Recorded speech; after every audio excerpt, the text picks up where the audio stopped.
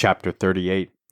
Then Shephatiah the son of Mattan, and Gedaliah the son of Pashur, and Jukal the son of Shelemiah, and Pashur the son of Malchiah, heard the words that Jeremiah had spoken unto all the people, saying, Thus saith the Lord, He that remaineth in this city shall die by the sword, by the famine, and by the pestilence, but he that goeth forth to the Chaldeans shall live. For he shall have his life for a prey, and shall live. Thus saith the Lord, This city shall surely be given into the hand of the king of Babylon's army, which shall take it. Therefore the princes said unto the king, We beseech thee, let this man be put to death, for thus he weakeneth the hands of the men of war that remain in this city, and the hands of all the people, in speaking such words unto them. For this man seeketh not the welfare of this people, but the hurt.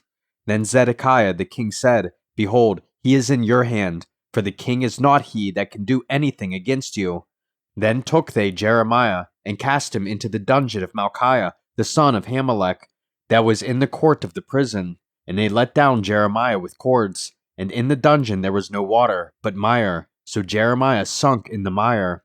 Now when Ebedmelech the Ethiopian, one of the eunuchs which was in the king's house, heard that they had put Jeremiah in the dungeon, the king then sitting in the gate of Benjamin, Ebedmelech went forth out of the king's house, and spake to the king, saying, My lord the king, these men have done evil in all that they have done to Jeremiah the prophet, whom they have cast into the dungeon, and he is like to die for hunger in the place where he is, for there is no more bread in the city.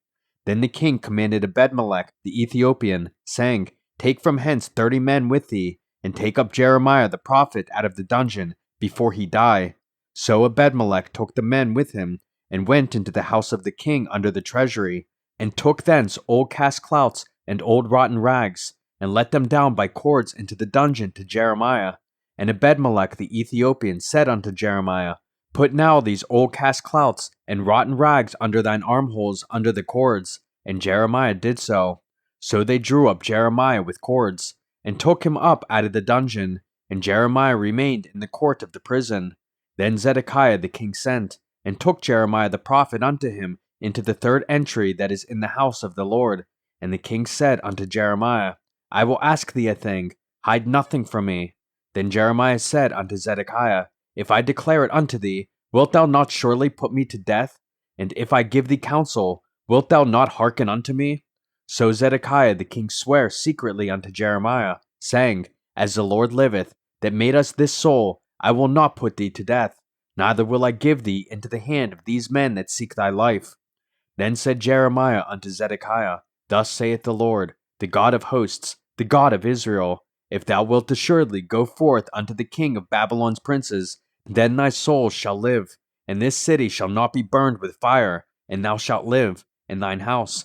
But if thou wilt not go forth to the king of Babylon's princes, then shall this city be given into the hand of the Chaldeans, and they shall burn it with fire, and thou shalt not escape out of their hand.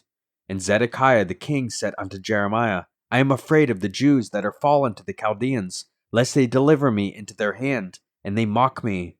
But Jeremiah said, They shall not deliver thee. Obey, I beseech thee, the voice of the Lord, which I speak unto thee.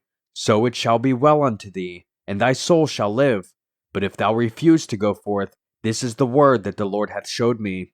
And behold, all the women that are left in the king of Judah's house shall be brought forth to the king of Babylon's princes. And those women shall say, Thy friends have set thee on, and have prevailed against thee. Thy feet are sunk in the mire, and they are turned away back.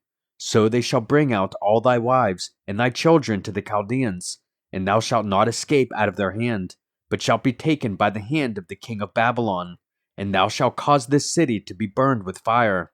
Then said Zedekiah unto Jeremiah, Let no man know of these words, and thou shalt not die.